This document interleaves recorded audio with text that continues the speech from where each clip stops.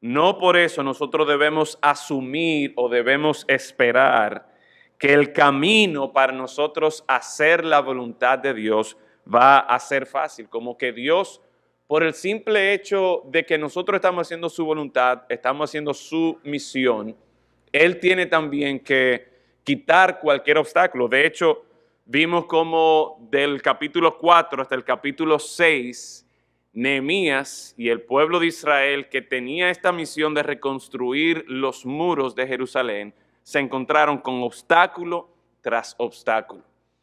Pero además de esos obstáculos y de la realidad de los obstáculos, nosotros también estuvimos viendo que el Señor da una estrategia para que por medio de Él, o más bien cuando nosotros buscamos de Él, por medio de su palabra y en la oración, nosotros podemos estar confiados en Él para seguir haciendo su voluntad.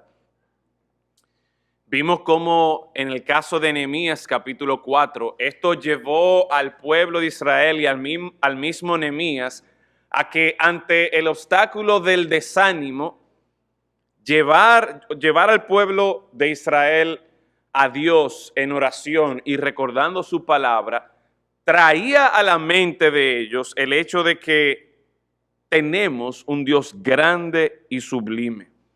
Un Dios que pelea por nosotros, le decía Nehemías a Israel. Un Dios que nos librará de las conspiraciones y los ataques del enemigo.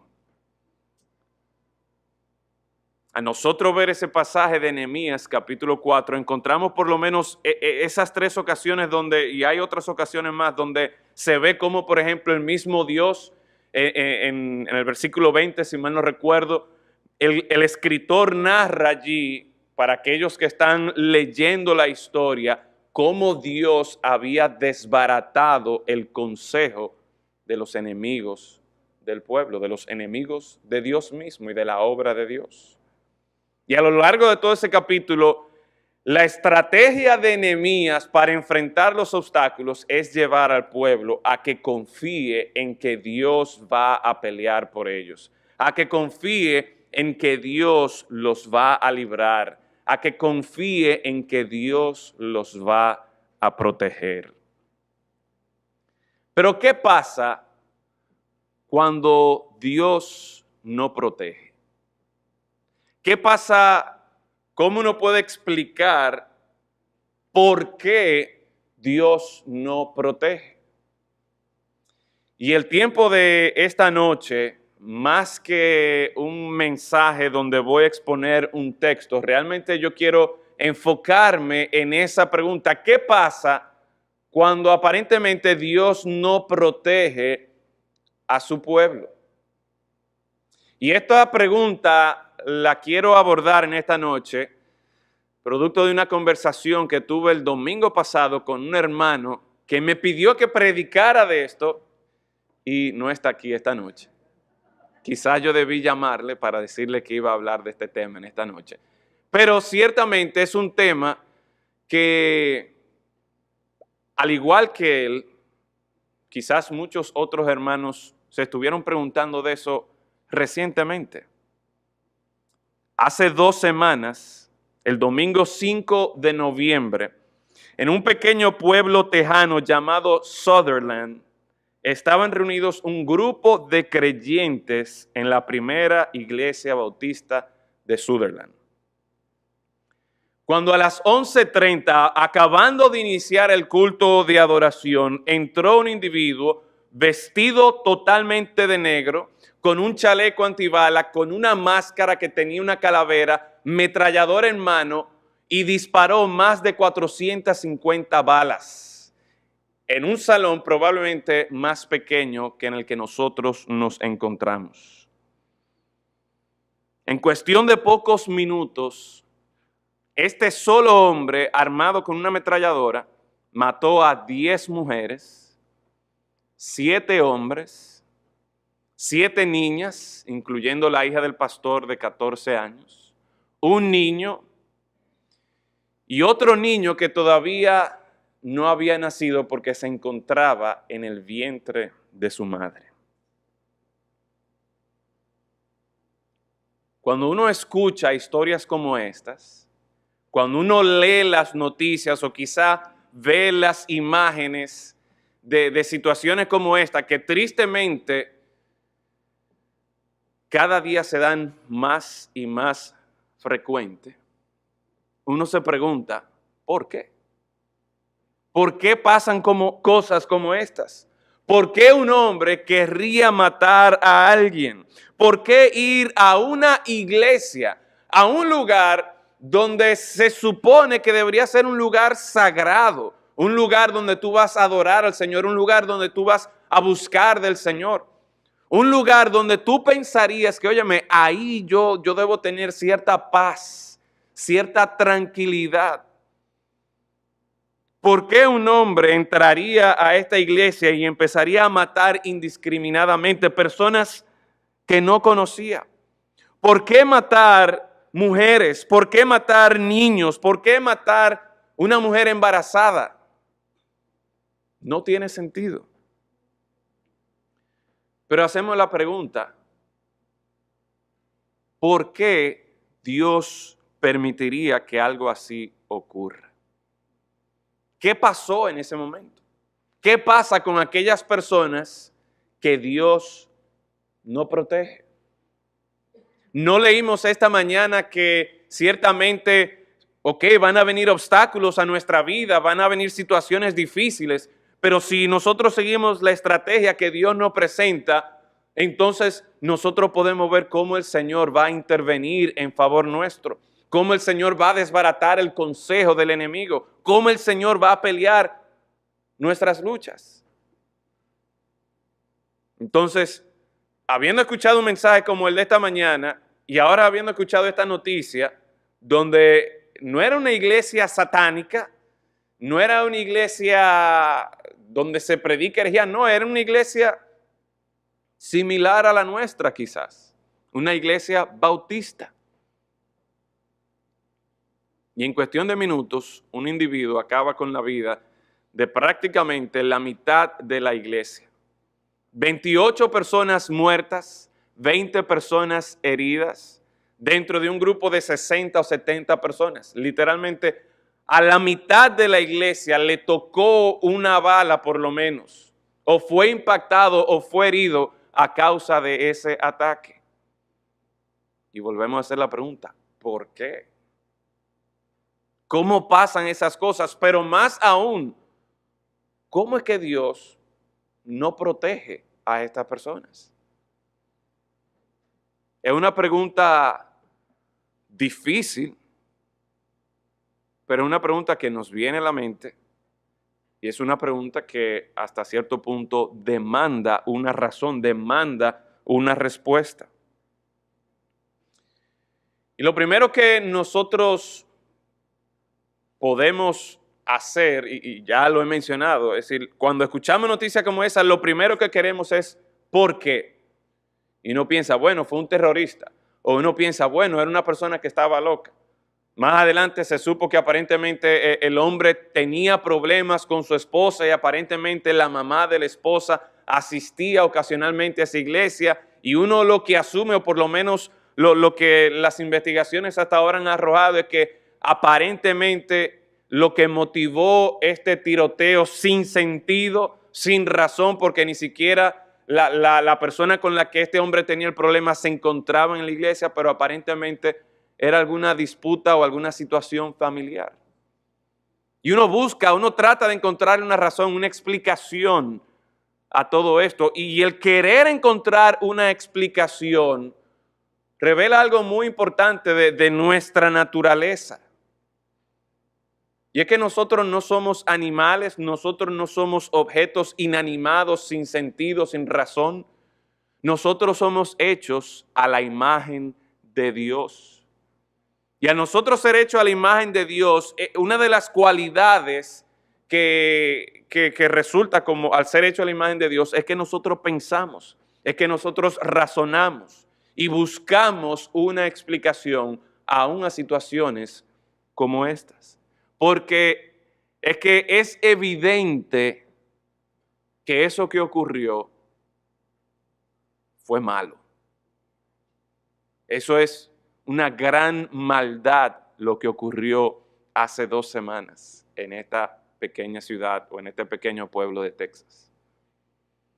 Y ya partiendo de ahí, nosotros entonces entramos en la búsqueda de una respuesta teológica porque estamos hablando de mal o del mal, de la realidad del mal. Y cuando hablamos del mal, tiene que haber de alguna manera u otra algún estándar, algún parámetro que me diga, mira, esto está mal y esto está bien. Y el hecho de que todos los hombres, independientemente de que son creyentes o no, de que sean ateos o de que pertenezcan a X o Y religión, tengan algún sentido de mal, de lo que es el mal, una vez más, esto apunta a la realidad de que como seres humanos somos creados a imagen y semejanza de Dios. Y de alguna manera, aunque torcido y afectado por el pecado, en el hombre existe todavía cierta conciencia, cierto conocimiento de lo que está bien y de lo que está mal. Pero la pregunta de este hermano que se me acercó el domingo pasado es ¿cómo uno responde ante una situación como esa? Y si bien es cierto que nosotros queremos encontrar una explicación, una razón, la verdad es que a menudo va a pasar mucho tiempo para que uno pueda entender por qué ocurrió eso y quizás, como aún veremos más adelante, quizás mientras estemos aquí en la tierra, nunca vamos a encontrar una razón aparte de la realidad de que el mal existe, de que el pecado, en sentido general, no estoy hablando del pecado ni siquiera del que atacó, ni tampoco de las personas que se encontraban en la iglesia, me refiero en sentido general a que el hombre, a que el ser humano se encuentra en una condición caída por causa del pecado. Y por lo tanto, entonces, en vez de nosotros tratar de encontrarle el sentido y de buscarle una razón, hay algo que nosotros sí pudiéramos hacer en primer lugar. Inmediatamente esto ocurrió, si usted tiene Twitter, y yo sé que hay gente que no usa Twitter o Facebook, pero aún en los periódicos de muchos países del mundo, líderes de muchos países del mundo decían cosas como nuestras oraciones están con ellos. O quizás, si querían ser políticamente correctos, decían nuestros pensamientos están con ustedes. Pero la idea detrás de todo esto es que están buscando de Dios, es que están orando al Señor. ¿Y por qué acudir al Señor en un momento como este? Bueno, precisamente porque es una buena reacción, es una buena respuesta. Vaya conmigo a 2 Corintios y vamos a estar viendo pasajes en esta noche en la medida que tratamos de responder esta pregunta. ¿Por qué Dios no protege? ¿Cómo es posible que Dios permita que estas cosas ocurran?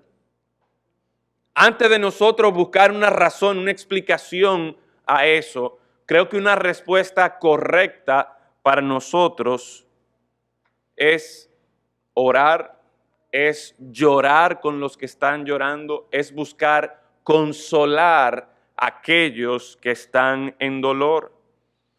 Y 2 Corintios capítulo 1, versículo 3, nos presenta a nosotros la fuente de la consolación. Dice allí, bendito sea el Dios y Padre de nuestro Señor Jesucristo, Padre de misericordias y Dios de toda consolación, el cual nos consuela en todas nuestras tribulaciones, para que podamos también nosotros consolar a los que están en cualquier tribulación, por medio de la consolación con que nosotros somos consolados por Dios. Y antes de continuar desarrollando este texto, quiero hacer una pausa, un paréntesis, y que analicemos entonces lo que acabamos de hacer. Cuando nos encontramos con una pregunta como esta, ¿por qué Dios aparentemente no protege? ¿Cómo es posible que pasen cosas como estas? ¿Qué acabamos de hacer? Acabamos de abrir la palabra de Dios. Lo que estamos haciendo es buscando del Señor, poniendo en práctica las estrategias o la estrategia que aprendimos esta mañana. Cuando vienen situaciones en nuestra vida, cuando vienen obstáculos, situaciones que pudieran desanimarnos de nosotros hacer la obra de Dios, la estrategia que vemos una y otra vez en la vida de Nehemías y en el pueblo de Israel allí, es que ellos buscaban a Dios en oración, buscaban la palabra de Dios, para traer a su mente la verdad acerca de Dios. Y por eso, en una situación como esta, y donde nosotros nos encontramos como que, óyeme, ¿qué es lo que está pasando aquí? Bueno, pues es válido nosotros poner en práctica esta estrategia. ¿Y qué me dice este texto? ¿Cómo en medio de toda esta confusión la palabra de Dios puede ayudarme? Bueno, número uno, porque la palabra de Dios me va a llevar a mí a responder buscando consolación.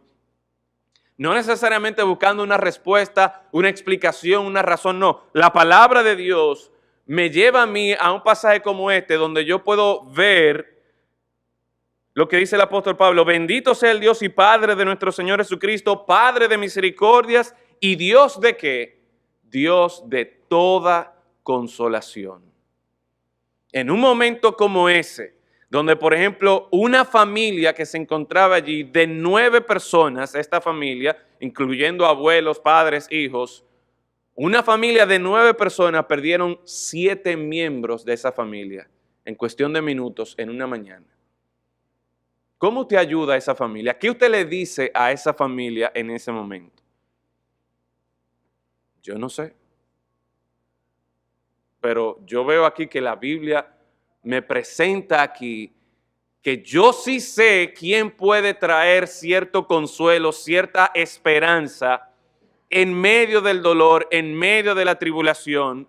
Y dice el texto: Padre de misericordias y Dios de ¿qué? De toda consolación.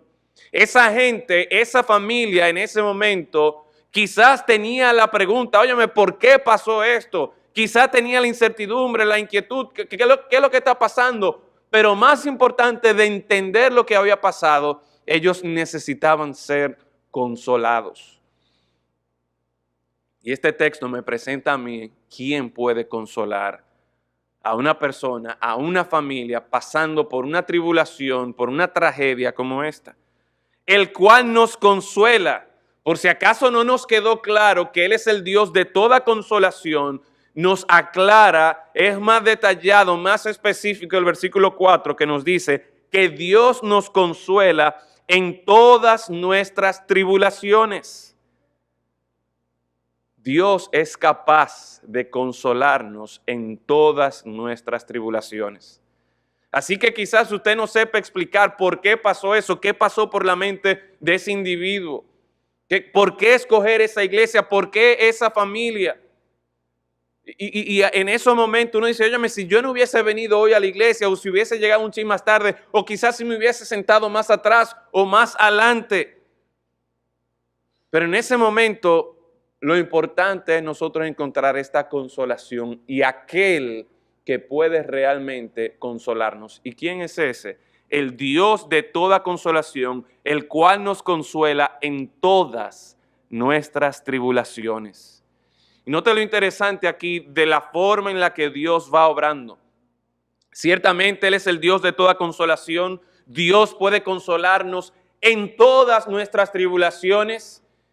Y aún en eso, aún en medio de la aflicción, en medio del dolor, en medio de la tribulación, nosotros podemos ver cierto propósito de parte de Dios, que Dios puede utilizarnos a nosotros para que eventualmente también nosotros podamos consolar a los que están en cualquier tribulación, y no nosotros, sino, dice aquí, por medio de la consolación con que nosotros somos consolados. ¿Por quién? Por Dios. Entonces, siguiendo la misma estrategia que hablamos esta mañana, cuando yo me encuentro con una situación que pudiera desanimarme, que pudiera decir: mira, yo voy a dejar esto de la iglesia, esto no tiene sentido, ¿cómo es posible que yo venga a una iglesia y acaben con mi familia.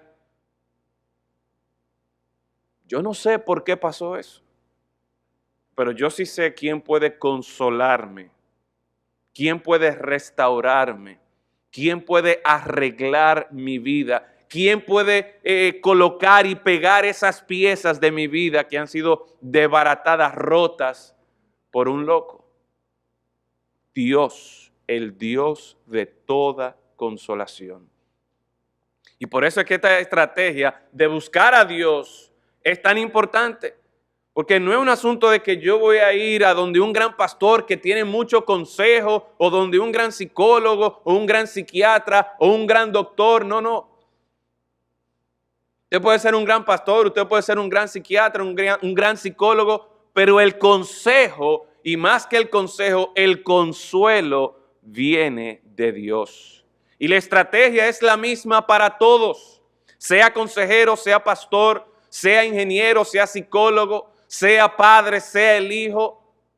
La palabra de Dios me lleva a conocer a Dios como el Dios de toda consolación. Así que, ¿cómo responder ante una tragedia como esta? ¿Cómo responder a una pregunta como esta? ¿Qué pasa cuando aparentemente Dios no protege a su pueblo, aquel pueblo que está haciendo la voluntad de Dios? Bueno, lo primero es, vamos a la palabra de Dios, a ver qué yo conozco acerca de Dios. Y en una situación tan devastadora, en una tribulación tan fuerte como esa, yo encuentro y yo conozco de Dios que Él es el Dios de toda consolación. Algunos de ustedes saben que el sábado a las 4 de la mañana en mi casa recibimos una visita inesperada. Mi esposa y yo estábamos durmiendo y escuchamos un sonido en el balcón y pensamos, o yo pensaba, bueno, yo espero que haya sido un juguete mal puesto de nuestros hijos que dejaron ahí. Salí y para mi sorpresa había un individuo ahí cargando la televisión. Y algunos de ustedes han escuchado como que yo fui muy valiente y le voceé algo a él, pero realmente la historia verídica es la siguiente. Yo me iba a devolver al cuarto para cerrar la puerta a Mirna y después salí y le iba a decir algo, pero no me salió nada. Y después de 2 o 3 segundos fue que me salió la voz y le pedí que se fuera al ladrón y gracias a Dios él se fue. Ahora miren lo siguiente, en la mesa del comedor estaba mi computadora y había una tableta que ellos sí lograron llevarse. Y para mi sorpresa y para mi gozo, a los pocos minutos, ¿verdad? Después que ya salimos, investigamos todo y ya estamos otra vez tratando de dormir como a las 5:30, mi esposa y yo oramos y dimos gracias a Dios porque se llevaron mi computadora. Y a mí me gusta mucho mi computadora. Yo uso mi computadora literalmente como 5 o 6 horas al día. Ya sea leyendo, ya sea investigando, ya sea escribiendo algún mensaje, preparando alguna clase. Pero yo di gracias a Dios de que se robaron mi computadora. Y quiero poner esto en contexto porque hace como 8 o 9 años a mí se me perdió mi cartera. No fue que me robaron, no fue que me atracaron, no fue que entraron a mi casa. No, se me perdió la cartera. Para un diciembre fue. Y yo entré, no que entré en depresión, pero yo realmente me sentí mal. Y me puse triste. Óyeme, ¿cómo el Señor permite que a mí se me pierda la cartera en este momento? Pero ayer yo di gracias a Dios. ¿Saben por qué ese cambio? Bueno, gracias a que yo estaba preparando mi sermón de Nehemías. Y aunque se robaron mi sermón, porque estaba en la computadora, pero la palabra de Dios nos ayuda a nosotros, nos da la estrategia de que, espérate, yo tengo que ver a Dios, yo tengo que ver cómo Dios ha obrado. Y cómo Dios realmente nos guardó a nosotros, porque mi computadora estaba ahí y le llamó la atención de forma tal que ellos no entraron a la habitación. Y mis hijos no vieron, ni escucharon, ni sintieron nada. Yo no me desperté con una sombra ahí enfrente de mí, que para mí eso hubiese sido traumático. Gracias a Dios que yo escuché eso, que mi esposa escuchó eso. Gracias a Dios que estaba la tableta, que estaba la computadora y ellos no tuvieron que entrar a la habitación. Dios nos cuidó, Dios nos protegió. La historia no es que yo fui muy valiente y le dije que se fuera. Realmente es una locura. La historia real es que Dios nos cuidó, Dios nos guardó. Y el punto es, mis hermanos, ¿cómo nosotros podemos ver a Dios obrando? Y menciono esto porque este texto dice aquí para que podamos también nosotros consolar a los que se encuentran en cualquier tribulación. ¿Cuántos de ustedes lo han atracado aquí o le han robado? Muchos de ustedes. Pueden bajar su mano. Si esto fuera una invitación sería excelente. Pero no. Y muchas veces nosotros hemos orado por ustedes, pero yo nunca he sabido lo que es eso. Y ahora yo con propiedad puedo decirle, mira, en medio de una situación como esa, yo sé a quién tú tienes que acudir, a Dios. Y ver cómo Dios nos guarda, ver cómo Dios nos cuida. Pero sigue la pregunta, ¿qué pasa con aquellos que Dios no protege? Este texto me dice a mí que aun cuando eso ocurra, cualquier sea la tribulación, yo debo acudir a Dios. ¿Qué más nos enseña la Biblia de cómo nosotros podemos responder ante esta situación? En un artículo del doctor Albert Mohler, les recomiendo, si ustedes pueden leerlo, si leen en inglés, pueden buscarlo en la página de Al Mohler. Él menciona, precisamente en respuesta a esta situación, un libro que escribió un rabino de apellido Kushner, creo que es el apellido de este rabino, un libro muy famoso que se titula ¿Por qué pasan cosas malas a gente buena? Y básicamente el resumen de ese libro es que miren, Dios está tratando de hacer lo mejor que puede. Oiga la esperanza que ese libro de parte de un rabino busca traer la respuesta ante una pregunta, ¿por qué pasan cosas malas a gente buena? Y el resumen es que Dios está tratando de hacer lo mejor que Él puede. Óyeme, si ese es mi Dios, si ese es el Dios de la Biblia, nosotros estamos en problemas serios. De que Él simplemente está tratando. ¿Será acaso que Dios está limitado? ¿Será acaso que Dios no tiene control? ¿Será acaso que Dios no es soberano? Ese libro plantea la pregunta, o Dios quiere hacer el bien y no puede, o Dios puede hacer el bien, pero no quiere. ¿Será acaso que es con ese conflicto, es con esa disyuntiva que nosotros nos encontramos? Vaya conmigo al libro de Mateo, capítulo 8. El miércoles pasado estuve compartiendo este pasaje con los estudiantes del Colegio Bautista Cristiano Belén. Y es un pasaje muy interesante porque precisamente responde a esas dos preguntas. Nos presenta a un Señor Jesucristo que tanto quiere hacer el bien, tiene el deseo de hacer el bien, pero también nos presenta un Señor Jesucristo que tiene el poder para hacer el bien. Miren conmigo Mateo capítulo 8. Cuando descendió Jesús del monte, le seguía mucha gente. Y aquí vino un leproso y se postró ante él diciendo, Señor, note la pregunta, o note la declaración aquí del leproso. Señor, si quieres, puedes limpiarme. Si tú tienes el deseo, si tú tienes esa buena voluntad ante mi necesidad, ante mi aflicción, si tú quieres, puedes limpiarme. ¿Y qué hace el Señor Jesucristo en el versículo 3? Jesús extendió la mano y le tocó diciendo, quiero, sé limpio. Y al instante su lepra desapareció. En este pasaje encontramos un individuo que estaba con esta enfermedad, una enfermedad que literalmente hacía que él tuviera que estar separado de toda la sociedad, separado de su familia, sin tener contacto con sus amigos. Y cuando él iba por la calle cerca de la gente, él tenía que estar diciendo leproso, leproso, para que la gente no se le pegara. Imagínense, no nos dice el texto cuántos años o cuánto tiempo había durado este hombre con esta enfermedad, pero el punto es que por causa de su enfermedad, este hombre estaba padeciendo gran aflicción y tribulación. Cuando escucha que el Señor Jesucristo está por ahí, se le acerca y le dice, Señor, si tú quieres, ¿qué está asumiendo el leproso? Él está asumiendo que Dios puede, que el Señor Jesucristo tiene el poder. Pero aquí él se enfatiza y le dice, si tú quieres, puedes limpiarme. Y Jesús, de manera mostrando la gracia que lo caracteriza, el amor que lo caracteriza, no solamente le habla, sino que se acerca, lo toca, le pone su mano.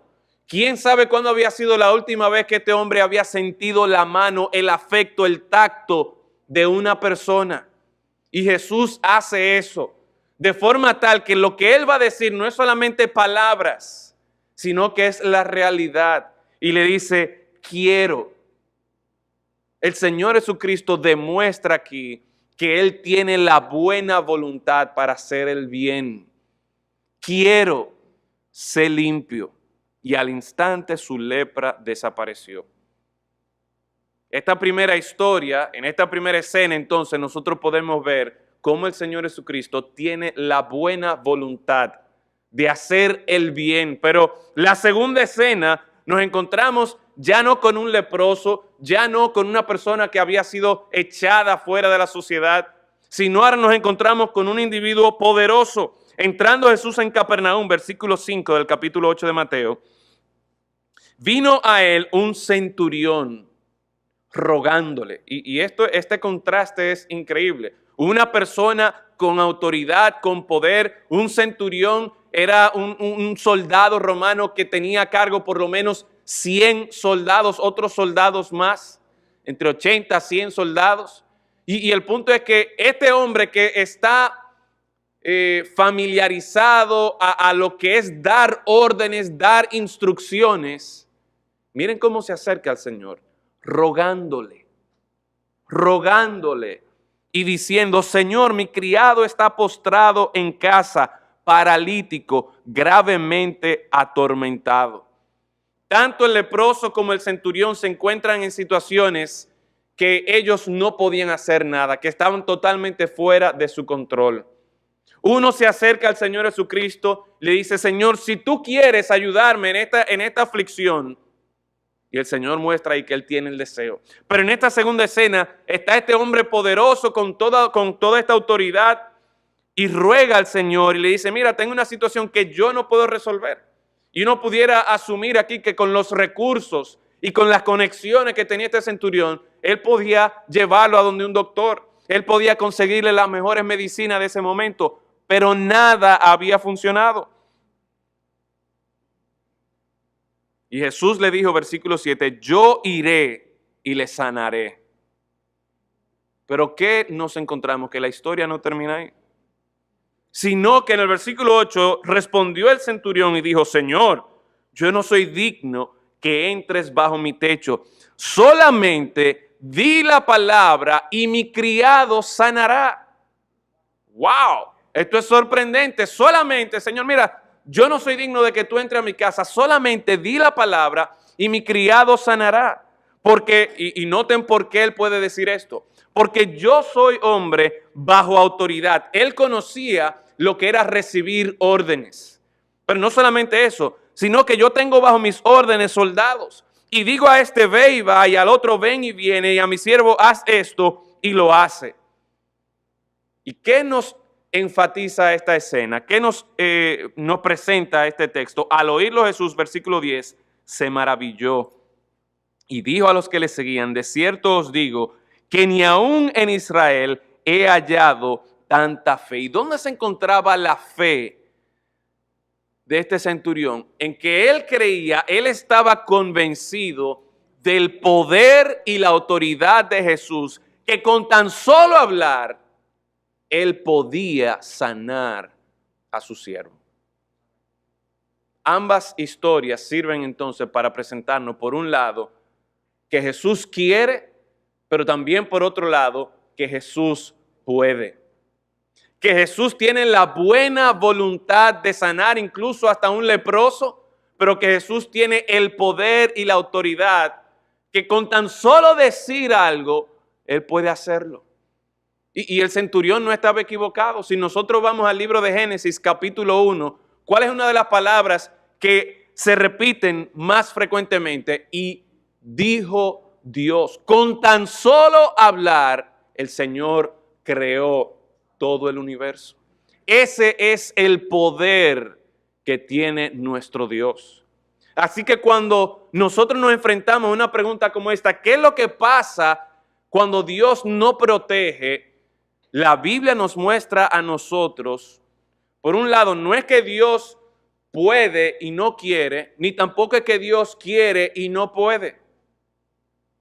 Entonces, no es tan sencillo como eso. Dios es un Dios bueno, en Él no hay maldad y a lo largo de todas las Escrituras nosotros encontramos esa realidad. Y Dios es un Dios que también es poderoso y tiene la autoridad y que no hay nada ni nadie que pueda decirle y cuestionar al Señor, ¿qué es lo que tú haces?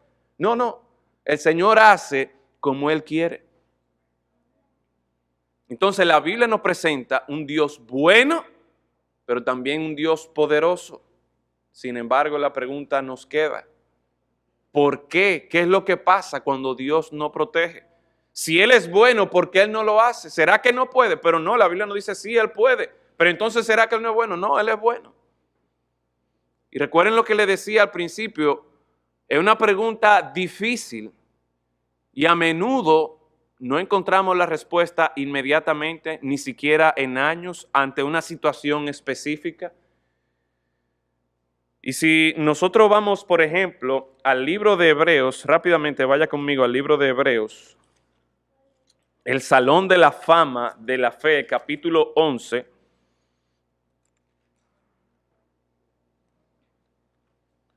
Allí encontramos hombres y mujeres que pusieron su fe en un Dios bueno, en un Dios poderoso, pusieron su fe en un Dios que prometía salvación, pero muchos de estos, registra este texto, no lo vieron. Y no fue fácil, porque mire conmigo el versículo 35, las mujeres recibieron sus muertos el versículo 36, otros experimentaron vituperios y azotes, y a más de esto, prisiones y cárceles. Fueron apedreados, aserrados, puestos a prueba, muertos a filo de espada, anduvieron de acá para allá cubiertos de pieles de ovejas y de cabras, pobres, angustiados, maltratados. Estos no eran gente violenta, estos no eran criminales, estos no eran delincuentes, no. Esto era el pueblo de Dios. Gente que se encuentra dentro del capítulo del Salón de la Fama de la Fe. ¿Por qué el Señor permitiría que experimentaran vituperios, azotes, que fueran apedreados, que fueran aserrados, literalmente cortados en dos, muertos a filo de espada, que tuvieran que andar corriendo en persecución de aquí para allá? ¿Por qué?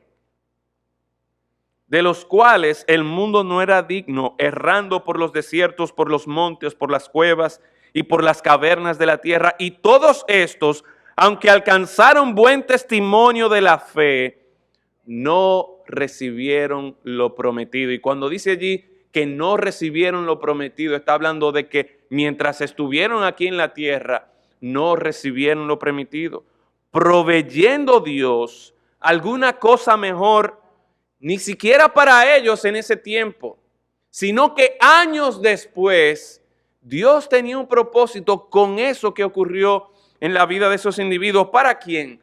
Para nosotros, dice el autor de Hebreos, para que no fuesen ellos perfeccionados aparte de nosotros. Y todo esto tiene que ver ciertamente con el cumplimiento de las promesas del Señor. Y esto entonces nos lleva a nosotros a hacer el ejercicio de poner cada uno de estos eventos dentro de un contexto más amplio.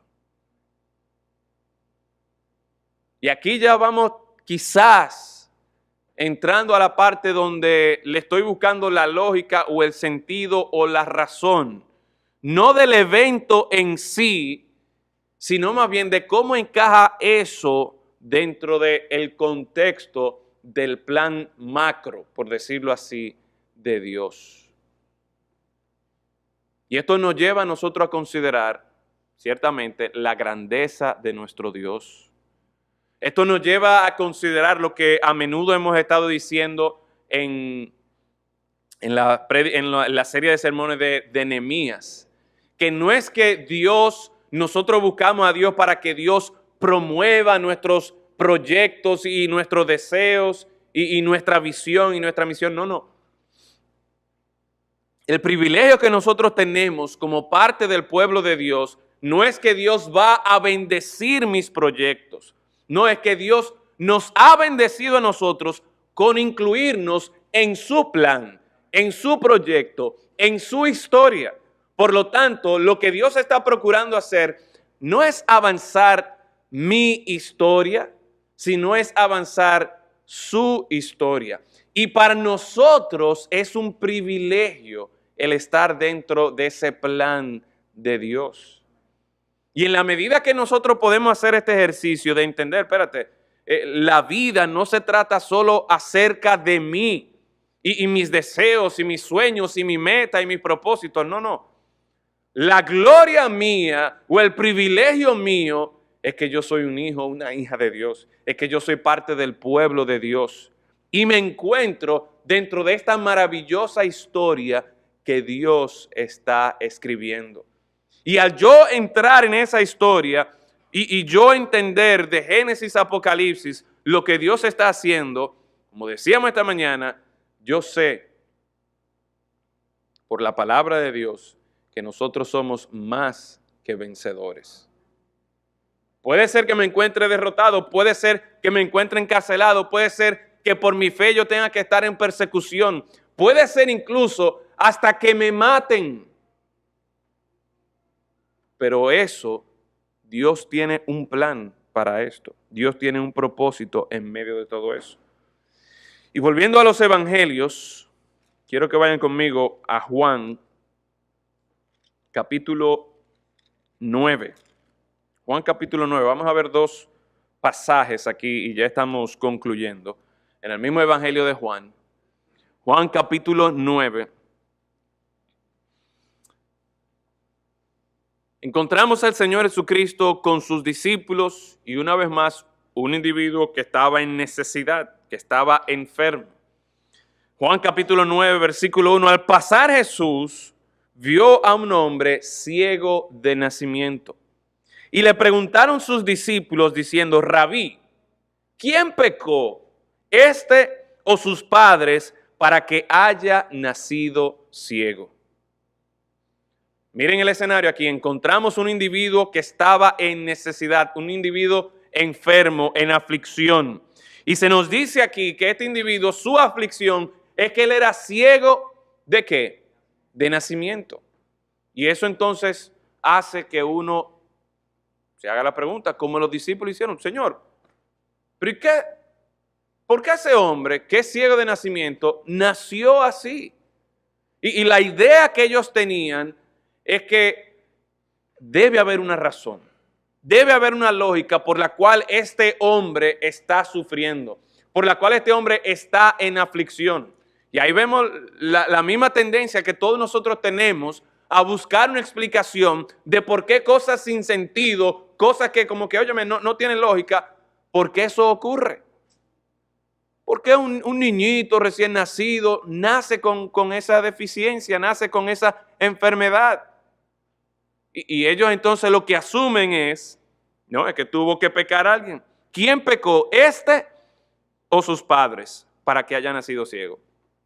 Pregunta, si nació ciego, ¿qué pecado él pudo haber cometido antes de nacer para que estuviera ciego? Ninguno. Pudiera quizás ellos argumentar, bueno, es que Dios sabía que él iba a cometer tal o cual pecado. Ok, pudiera argumentar eso. O quizás ellos están preguntando, Señor, ¿fueron sus padres que pecaron para que él naciera ciego? ¿Qué es lo que pasa? ¿Cuál es la razón? ¿Cuál es la razón por la que este niño o por la que este hombre nació ciego? ¿Y qué le responde? ¿Que fue por el pecado de él o por el pecado de los padres? ¿Qué le responde el Señor Jesucristo? Bueno, de manera particular en este caso, no fue ni por el pecado del hombre ni por el pecado de sus padres. Dice el versículo 3, respondió Jesús, no es que pecó este ni sus padres. Y aquí está algo muy importante que nosotros debemos hacer cuando nos encontramos en situaciones que aparentemente no tienen sentido. No es que pecó este, no es que pecó sus padres, sino para que las obras de Dios se manifiesten en él. El Señor tenía un propósito con ese hombre ciego. No fue por algo que él hiciera, no fue por algo que sus padres hicieran. Si echamos para atrás al principio, dijimos que todo lo malo que ocurre en este mundo, al final de cuentas es por el pecado, y ciertamente es por causa del pecado que este hombre nació así, pero no necesariamente por un pecado específico de él o por un pecado específico de sus padres, sino para que las obras de Dios se manifestasen. Dios quería hacer algo en la vida de este hombre ciego. Me es necesario, dice el versículo 4, me es necesario hacer las obras del que me envió. Entre tanto que el día dura, la noche viene cuando nadie puede trabajar. Entre tanto que estoy en el mundo, que dice ahí, luz soy del mundo.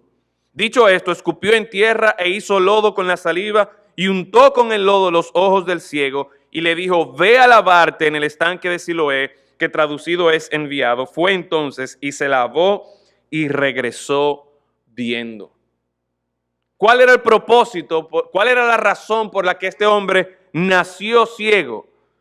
Dice el versículo 5, entre tanto que estoy en el mundo, luz soy del mundo.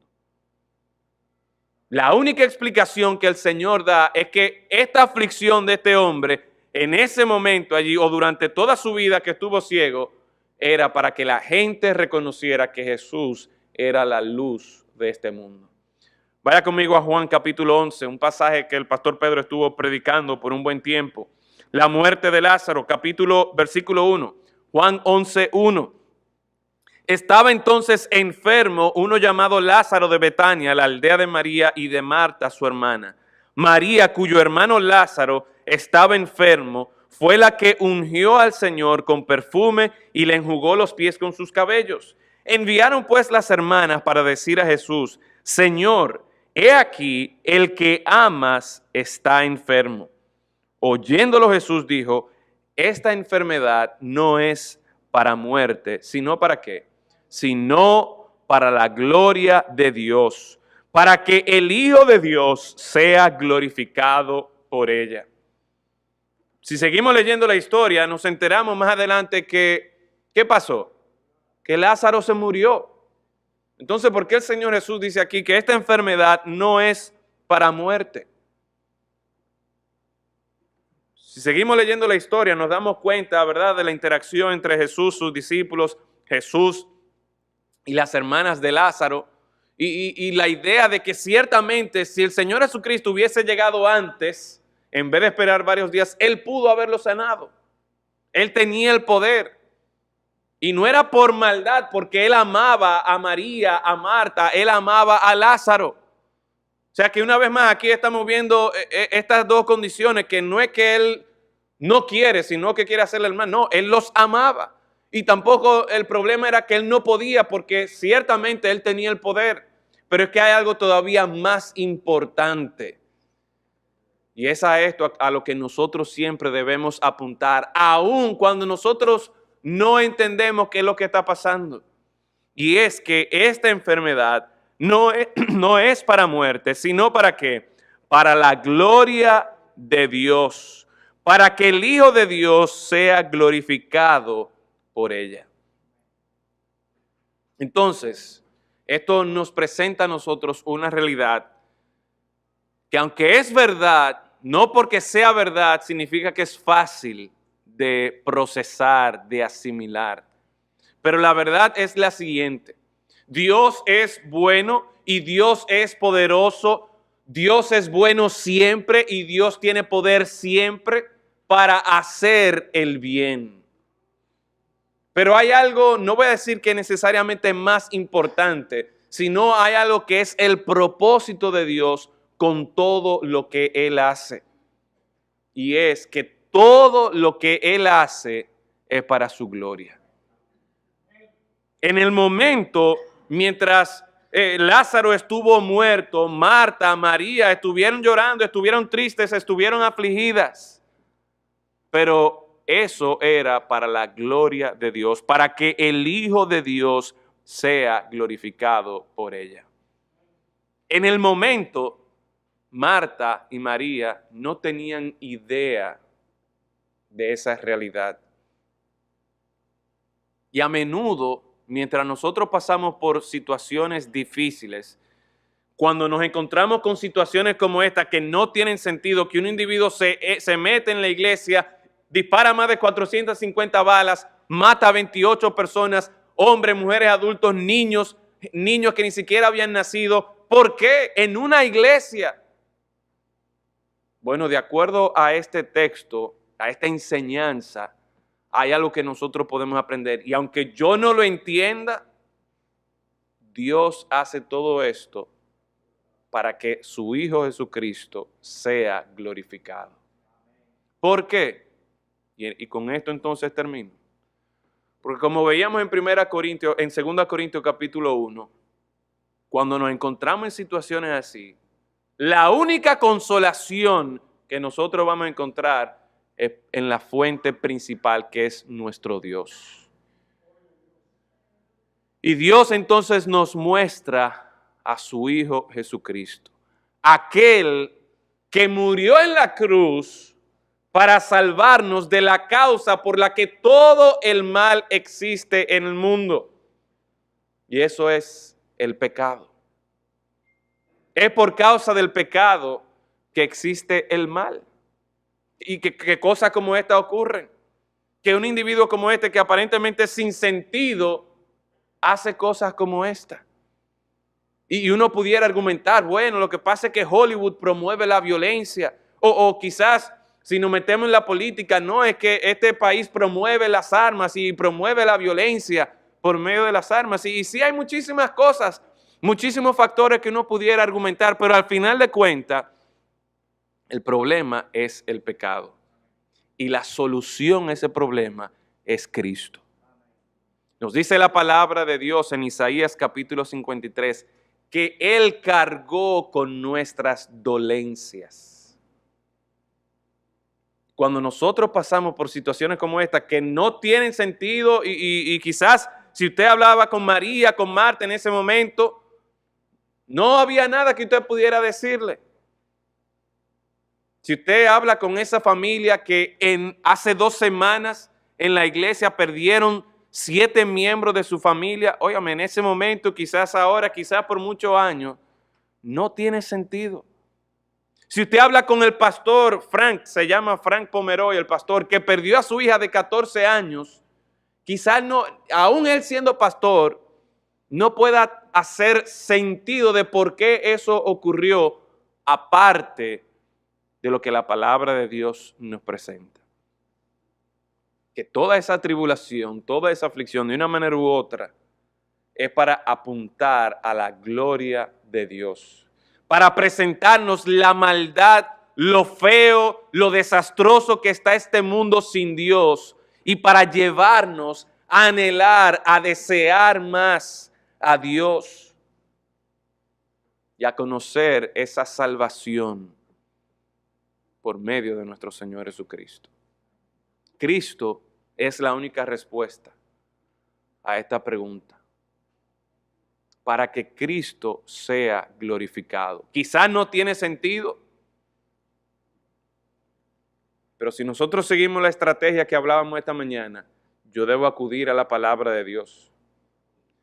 Y por un lado, cuando ocurren tragedias como esta, lo que yo tengo que hacer es acudir a la fuente de consolación. Sí, yo voy a querer saber por qué, pero la palabra me exhorta a mí a que yo vaya al Dios de toda consolación, que me consuela a mí en todas mis tribulaciones y que utiliza eso para que yo pueda también consolar a otros con la consolación que Dios nos ha consolado. Pero también la palabra de Dios me muestra un Dios que es bueno. No es que Dios es sádico y está permitiendo que estas cosas malas pasen simplemente para que pasen. Tampoco Dios es un Dios que, óyeme, yo tengo la buena intención de hacer el bien, pero nada, no puedo, esto es lo mejor que yo puedo hacerlo. No, Dios es poderoso, Dios tiene el poder y la autoridad para hacer su voluntad. Y su voluntad es precisamente que su Hijo Jesucristo sea glorificado. Una vez más, quizás yo no pueda entenderlo en el momento cómo es que eso ocurre, pero al igual que José, reflexionando años después de lo que sus hermanos habían hecho traicionándolo en el libro de Génesis, él pudo decir, mira, ustedes intentaron hacerme mal y realmente le hicieron mal. Lo separaron de su padre, lo separaron de su familia, de su comodidad. Lo pusieron como un esclavo, lo maltrataron. Llegó a estar en la cárcel por años, olvidado por todo el mundo. Ellos lo hicieron con la intención de hacer el mal, pero Dios usó eso para bien. Y en ese Dios poderoso, en ese Dios glorioso, es que deben estar puestos nuestros ojos para responder preguntas como esta, para que nosotros podamos apreciar la gloria de nuestro Señor Jesucristo y en eso encontrar nuestra salvación, en eso encontrar nuestra respuesta, en eso encontrar nuestra consolación. Vamos a orar. Gracias damos, Señor, en esta noche, porque sabemos que mientras hacemos tu obra vendrán obstáculos, vendrán situaciones como esta que nos ponen a dudar, que nos inquietan. Pero gracias, Señor, porque tú nos has dejado tu palabra, que es verdad, para nosotros saber lo que es la verdad en medio de momentos que no sabemos qué es lo que está pasando. Gracias, Señor, porque tú te muestras como un Dios bueno, un Dios con autoridad y poder, un Dios que busca que toda la creación pueda ver la gloria de Cristo, la luz de Cristo, y que en Cristo encuentre su salvación y consolación. Gracias, Padre, por darnos a tu Hijo Jesucristo.